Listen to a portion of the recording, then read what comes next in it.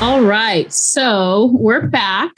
This document that we're going to be reviewing is the SPQ, the Seller Property Questionnaire. Why is this form important? So this is one of two forms that has multiple questions about each part of the property, any repairs done, alterations, if there's an HOA, if there's a death on the property. This form should be completed with accuracy and explanations regarding any question your seller has answered yes to. So here is the Seller Property Questionnaire, the SPQ. You can see it's going to ask you for the property information, address, APN, county. That should autofill in your zip forms, when you take a listing. All right. And again, this is for the seller to complete within 7 days. Complete and deliver to the buyers within 7 days. Yes. Correct? Okay. Here. Yes. So number 5 is stating if you have any reports, inspections, or disclosures already in hand. So if you had a previous escrow and they did a home inspection and that canceled, you are required and the seller is required to deliver that to the new buyer. So this is where you would mark yes. And in the explanation, you can just state previous home inspection or previous termite inspection or whatever it is that they have. If there is nothing, then they can go ahead and put no. If they do, monthly pest services and they do give them documentation, then this is where you would put that. Got it. And I see in 6A, it says within the last 3 years, has there been a death of an occupant of the property on the property? Yes. So if there's a death within the last 3 years, you'd say yes. I advise them if they know of any death, even if it's past 3 years, to still disclose that. Because if you're aware of it, you should disclose whether it's within 3 years or longer. Correct. Legally, they don't have to, but they can try and come back to you and say you knew about it. And then also a lot of people on 6G don't realize that they need to mark yes on there if it is with an HOA, even if it's a condo or sometimes a planned unit development or a PUD, where they're not attached, but there is an HOA, you would put yes here. And in the explanation, you just need to simply put property located in HOA. And that is right here. Explanation, correct? So whenever we mark yes for something, there's a few extra lines to explain why we marked yes. And that's what we would say located in HOA or death on the property in the last, 1 year. You can say natural causes or whatever, because usually that is a question when there's a death. Correct. Is it natural causes or what happened? Exactly. Okay. It can get awkward. Yes. Sometimes. Very awkward. I've experienced that. I'm sure you've experienced that plenty of times as well. All right. So we also have a section for repairs and alterations. Anything important about this one, or why do you think this one is important as far as disclosing that to? So sometimes if there's obvious remodel or obvious patchwork, or sometimes it's called out that if you're looking at the garage, like rafters, there looks like wet spots. So if there's anything that they know, even if it's not an issue today, you would want to put yes and put that explanation so it doesn't come back to the seller saying like, hey, what's going on with this? How come you didn't disclose it earlier and let us know? It could be anything as simple as maybe painting like an accent wall, anything like that they have done that they're aware of or remember. Home warranty claims, same thing. You would mark that if there was a leak and home warranty covered everything. You would want to mark yes and explain that. If there's any documentation that the sellers still have based on that, you want to provide that documentation as well. Okay, awesome. Let's see, structural systems and appliances. Again, if there's any defects in the stove, like one of the burners is not working, right? We have to disclose that. Okay. If they replaced HVAC, they upgraded it, anything like that, you want to put there. If there's a septic system, you would put it in 8C. If you have something leased, a water softener, propane tanks, you'd want to mark that as well. Got it. Okay. And this is a big one, disaster relief insurance or civil settlement. Have you encountered this one before? Not really. I think that's more of like you have a huge disaster, like a FEMA related thing. Huge floods. You would put that there. Got it. Okay. Water and mold issues. This is huge. pretty important. Yeah. Yes. So any leaks, sometimes you have your refrigerator line leak or under the sink, anything like that, you'd want to put there.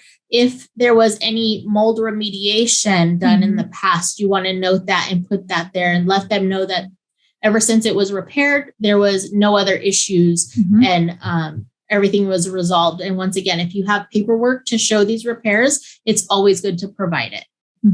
Yeah, this is a very important one. I had a client, she was selling her condo and there was water damage to the condo. Luckily, the HOA actually has insurance that covered any water damage caused by the HOA or a neighbor.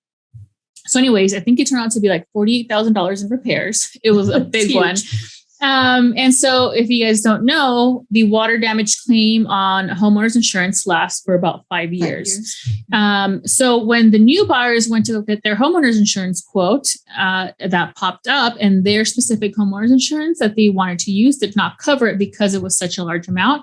And when they did finally say they would cover it, there was a large deductible.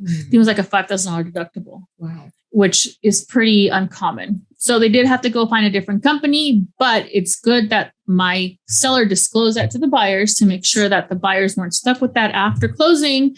And then my client would have gotten sued after the fact. So disclosures, disclose as much as you can. The more you disclose, the more protected your clients are. Yes. Right? Okay.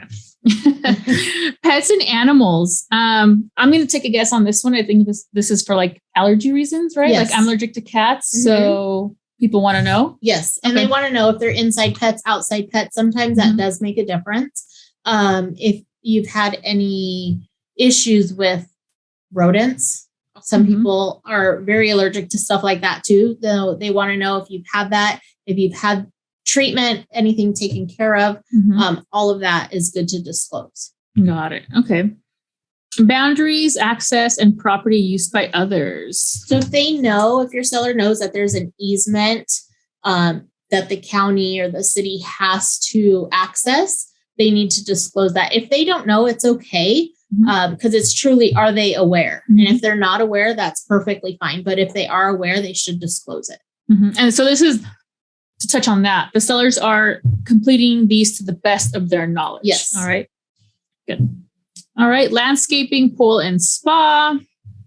Pretty self-explanatory. If there's a pool and there's a heater, is it operational or not? It's always good to mark that. You don't want them to mark, yes, it's operational. And then after the fact, they get a home inspection and it's not. They will hold the seller liable for saying it's operational, and they may have to pay for it, fix it before closing. Same with sprinklers. If there are sprinklers there, you can mark yes. If they have never used them, then that's what they need to state in the explanation, that they are there, but they're unsure if they function. Okay. Condos, common interest developments, and other subdivisions. So most of the time, everybody marks no on all of these, but if there is an HOA, the most common yes answer would be 14B. A lot of times the HOAs have authority over exterior improvements. If you want to paint your house bright orange, they have to approve the paint colors. They have to approve a lot of exterior landscaping. So a lot of times they answer yes and just say, see HOA rules and regulations for the explanation here. 99% of the time, the HOA does have to approve certain items. Okay. Title, ownership, liens, and legal claims. Most of the time, these are all answered no, but if there is somebody who is on title, I guess that is like an entity or whatever, you would put yes, and then you can put that. If there's an LLC and there's more than one signer, something like that, you can put there. But most of the time, the answers to this section are no. Okay.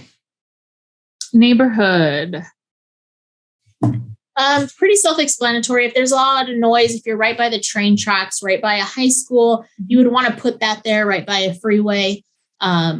I wouldn't say like how loud it is. I wouldn't describe it. I would just say, across the street from high school, let them do their own due diligence. Okay.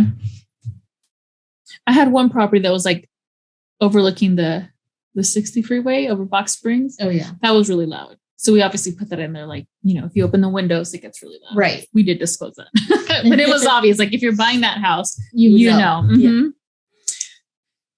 All right. Governmental.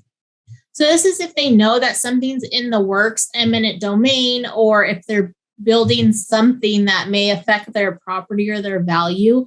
A lot of times people don't know this until it pretty much happens. But this is, like I said, if they're aware, then they would answer these questions accordingly. Okay. And oops. Sorry. Other. Oh, this is, I didn't notice that they added the vaping to the smoking. Yes, they did. That's new. So anything, even if your clients smoke outside all the time or in the garage, you want to just make sure that they are disclosing that. If it's yes, you can say outside only. I think another reason this is for health issues, allergies, stuff like that. Oh, so, and also anything that if it was a grow house, this is where you mark it on 18B.